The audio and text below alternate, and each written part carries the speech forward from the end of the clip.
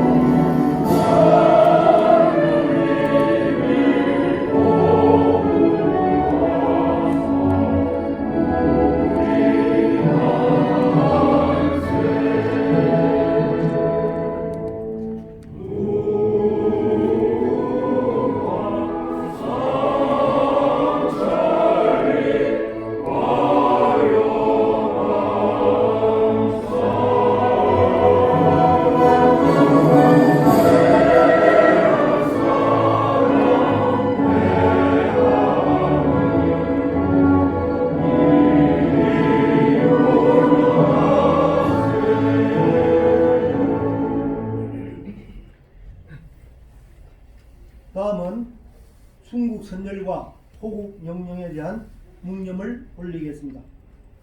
일도 묵념.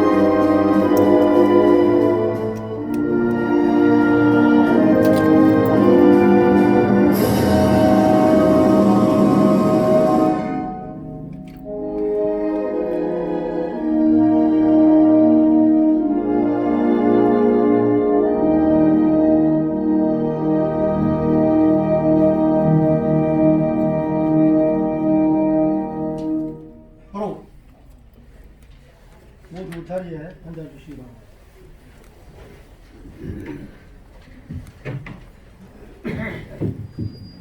다음은 대한민국 수호 예비역 장성단 공동대표이신 김재창 장군님께서 개사 겸 기조 연설이 있겠습니다. 박수로 맞이하여 주시기 바랍니다.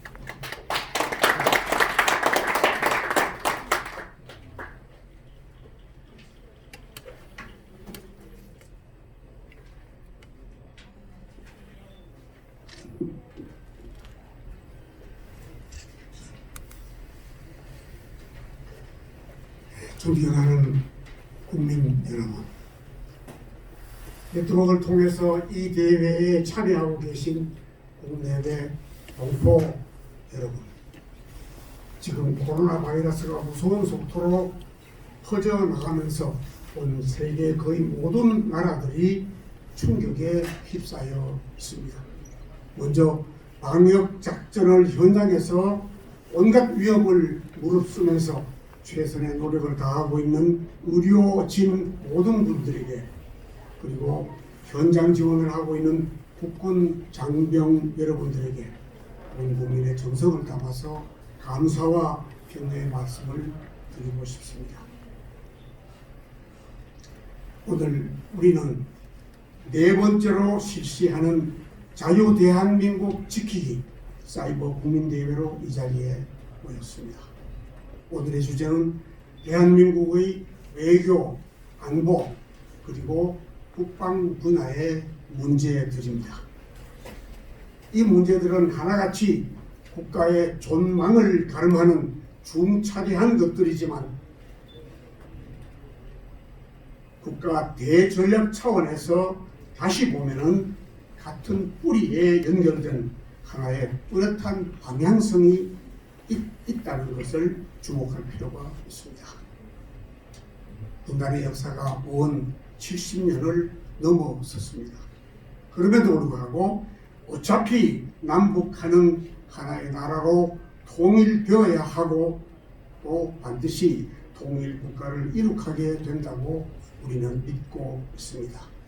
문제는 어떤 모양으로 통일을 이룩하느냐 하는 것입니다.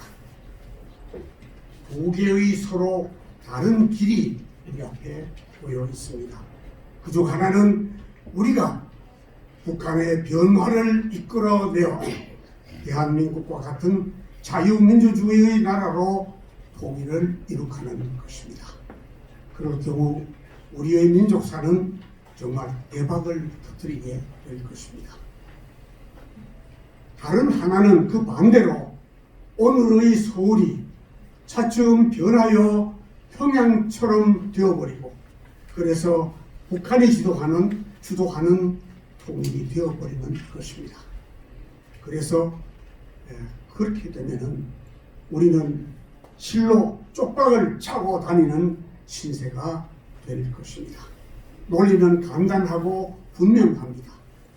이 나라의 지도자, 특히 정치 지도자가 자유민주주의의 소신을 바탕으로 북한으로 하여금 변화를 받아들이도록 이끌어낼 그런 의지와 전략과 능력을 겸비하고 있다면 비록 지금은 어렵지만 우리의 민족사는 희망의 다음 장을 쓰게 될 것입니다.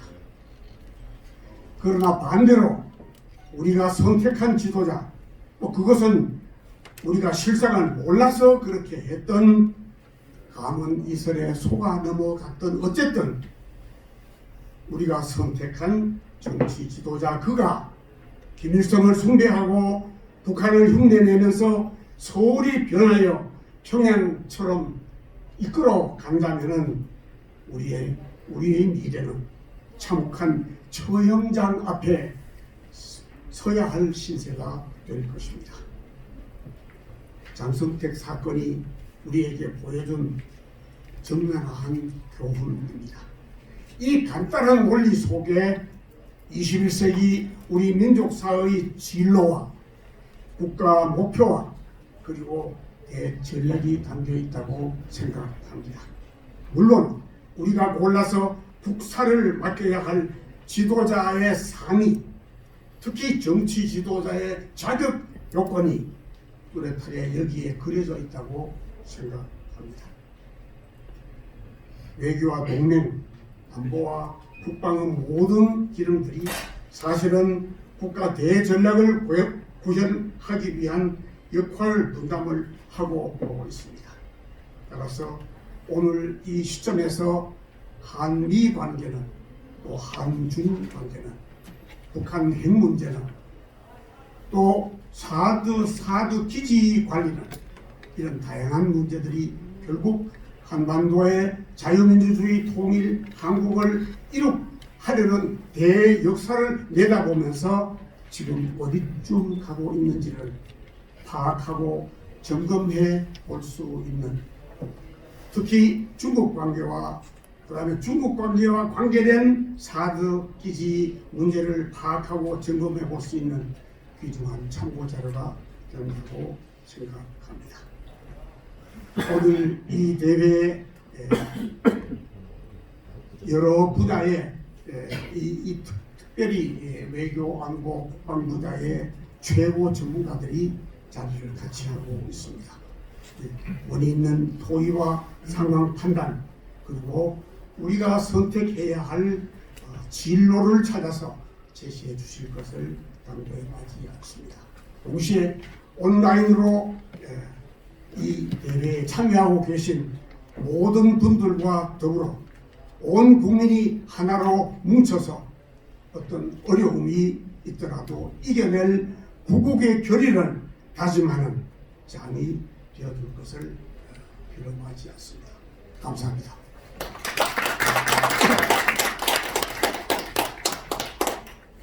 네, 감사합니다. 다음은 나라 지킴이 고교연합 김일두 회장의 격려사가 있겠습니다. 박수로 맞이하여 주시기 바랍니다.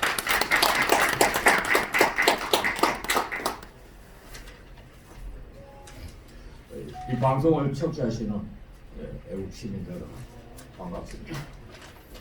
우한 코로나 바이러스 때문에 여러분 얼마나 고생 많으십니까? 오늘 네 번째 맞이하는 이 사회와 집회에서는 이웃 나라인 중국은 과연 우리에게는 어떤 나라인가를 생각해보는 시간을 갖고자 합니다. 문재인은 청와대에서 중국에서 우한 코로나가 확산이 되자 고통을 함께 하겠다고 했습니다. 그러나 같은 중국계인 대만, 싱가포르, 홍콩은 내가 살아야지 친구를 구할 수 있다고 중국으로부터 입국이나 또는 마스크의 수출을 거절했습니다. 같은 민족인 대만이 취한 대중국 정책과 문재인 정권이 취한 정책을 볼 때 과연 중국은 우리에게 어떤 나라인가를 다시 한번 생각하게 만듭니다. 제가 한 15년 전에 중국 진시황의 그 장안성을 출발해가지고서 해초가 건너간 타크라마칸 산맥 그리고서 도난과 위구르의 카스가르를 거쳐가지고서 해발 5,000m인 카라코람 산맥까지 답사를 한 적이 있습니다. 이때 제가 깜짝 놀란 것은 이 황화의 어머니라는 난주를 방문했을 때에 들은 얘기입니다. 그 전까지는 2차 대전 이후 러시아가 이 동구권 국가를 합병해서 영토를 2배로 키운 것만 알고 있었는데 이번 저 난주를 방문하고 나서 모택동이 2차 대전 이후에 청나라의 국토의 2배가 되는 나라를 합병을 시켰습니다.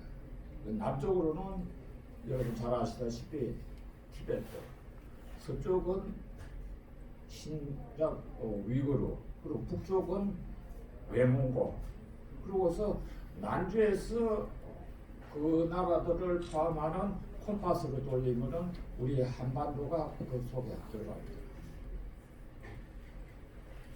그러나 모택동은 결코 한반도를 적화를 시키지 못했습니다. 우리 6.25 때 국군이 압록강 표산까지 북진을 했을 때에 모택동은 중공군을 파견해서 미군을 위시한 유엔군의 도움으로 뜻을 이루지 못하자 현재까지도 이 동북공적이라는 정책으로서 한반도 적화를 지속하고 있습니다. 여러분 기억하시죠? 얼마 전에 시진핑이 트럼프를 만났을 때에 한국은 역사적으로 중국에 조공을 바치던 속국이라고 말을 했습니다. 그리고 구한말 26살의 애숭이 원세계가 마치 점령군 사령관처럼 고종 황제에게 방략무도하게 행동한 것은 우리는 역사적으로 잘 알고 있습니다. 심지어 고종을 황제라고 부르지 않고 홍군이라고 불렀습니다. 군은 임금군자고 혼자는 혼수 상태라고 할 때의 그 혼자입니다. 그 홍군의 뜻이 뭐냐고 하니 어리벙벙한 왕이다. 지칭을 그렇게까지 애숭이가 일격 황제를 지칭을 한 적이 있습니다. 우리는 이완용이 우리나라의 외교 자주권을 의사보호 조약으로서 일본에 갖다 바친 걸로 알고 있습니다만 그 이전에 원세계는 영약 3단이라고 하는 우리 외교사에 아주 굴욕적인 약속을 고종으로부터 받아내서 외교권을 찬탈한 적이 있습니다. 고종이 청나라의 압력으로부터 이 조선을 대외적으로 지키고 독립을 천명하기 위한 방법으로서 미국의 외교 사절을 파견을 건조를 했습니다. 이때 박정량을 미국 주재 공사로, 미국인 알렌을 공사 서기관으로, 그리고 이완용과 월남 이상재 선생을 참사로 파견코자 했으나 원세계가 강력히 반대해서 이게 무산이 될 위험에 처했습니다. 결국은 원세계가 제시한 영약 3단을 수용하는 조건으로서 합의를 가시리 보았습니다. 영약 3단에는 무엇이냐? 첫째는 미국에 도착하면 먼저 청국 공사를 만나 그의 안내로 주재국 배무성을 가야 한다. 둘째는 조선공사는 회의나 연회석상에서 청국 공사의 아랫자리에 앉아야 된다. 셋째, 조선공사는 중대 사항이 있을 때 반드시 청국 공사와 사전 협의를 해야 된다. 그래서 결국은 시키는 대로 하라는 얘기입니다. 우리 외교 주권을 무시하는 행동이다. 그러나 우리 사전협정이 기지를 발의를 해가지고서 중국 공사가 들이닥치기 전에 미리 새벽에 일제 호텔을 마련하고서 영락 3단은 무력화시키도록 했습니다만 막상 박정양은 원세계 때문에 조선으로 돌아오지 못하고 한동안 일본에 머물러야 했던 그런 일이 역사적으로 우리가 잘 기억하고 있습니다. 이런 원세계가 활개를 치던 곳이 지금 바로 이 중국 대사관 자리입니다. 해방 후에 그 1946년입니다. 서울의 지명이 일제시대에 을지로가 그 당시에는 황금정이었습니다. 황금정이라는 일본 이름을 우리말로 바꿀 때에 을지로라고 명명을 했습니다. 왜냐하면은 원세계하고 중국인들이 본거지로 활용하던 그곳을 수양제를 물질은 을지문덕 장군의 정신으로서 제압하려고 한 것입니다. 그리고 경복궁도 마찬가지지만 여러분 조선 왕궁에 들어가는 입구를 지나면은 거기에 금천이라는 개천이 흐르고 그 위를 금천교가 놓여 있습니다. 금천은 뭐냐면 화마가 이 물을 건너지 못하도록 그렇게 해서 금천을 왕궁마다 다 설치를 해놨습니다. 마찬가지로 이 중국의 이러한 세력이 을지로를 건너지 못하도록 하는 데서 을지로라는 이름을 지었던 것입니다. 지금 원세계가 대원군을 앞세워가지고서 외세를 물리친다고 종로 네거리에 척합의를 세웠습니다. 어제 제가 광화문에서부터 정부조합청사 경복궁까지 가는 길 양편에 빨간 프라카드로 전 길 양쪽을 전부 다 도배가 되어 있습니다. 뭐라고 도배되어 있냐면은 주한 미군 철수가 아니고 미군 철거라고 되어 있습니다. 철수와 철거가 어떻게 다릅니까? 철수는 스스로 물러나야 되는데 스스로 물러나지 않으니 철거는 강제로 때려서 쫓아내겠다는 게 철거 아닙니까? 지금 대한민국이 어느 나라인데 지금 주한미군 철거를 온 저기 서울 시내를 갖다가 그렇게 도배를 해놓고 있습니다. 그게 지금은 이 대원군의 척합이 대신에 지금 주한미군 외세를 내몰아야 된다 하는 일종의 현대판 척합의가 지금 우리 지금 바로 이곳에 지금 설치되어 있는 실정입니다. 그러면 주한미군을 설치하고 난 뒤에 과연 그 공백을 무슨 세력으로 채울 것이냐 우리가 짐작하고도 남는 얘기가 아닌가 싶습니다. 대통령은 국민학교 학생들도 초등학교 학생들도 다 압니다. 국민의 재산과 건강을 포함한 안전을 지켜야 한다는 자리입니다. 적이라도 사랑하는 박의 정신의 종교 지도자가 아니지 않습니까? 그러면 과연 중국은 우리에게 어떤 나라인가는 우리는 중국몽에서 깨어나야 된다고 봅니다. 어릴 때 우리들은 삼국지를 다 탐독을 했습니다. 삼국지의 그 건부 술수를 우리는 익히 잘 알고 있습니다. 그리고 흑백 대길로 적을 포위하고 말살시켜서 집을 키우는 게임이 바로 바둑입니다. 우리 며칠 남지 않은 이 총선에서 우리는 이러한 우리 주변의 이 국제 정세를 잘 이해를 하시고서 이 자유 대안을 지킬 수 있도록 우리 한 표를 던지는데 올인합시다. 감사합니다. 네, 감사합니다.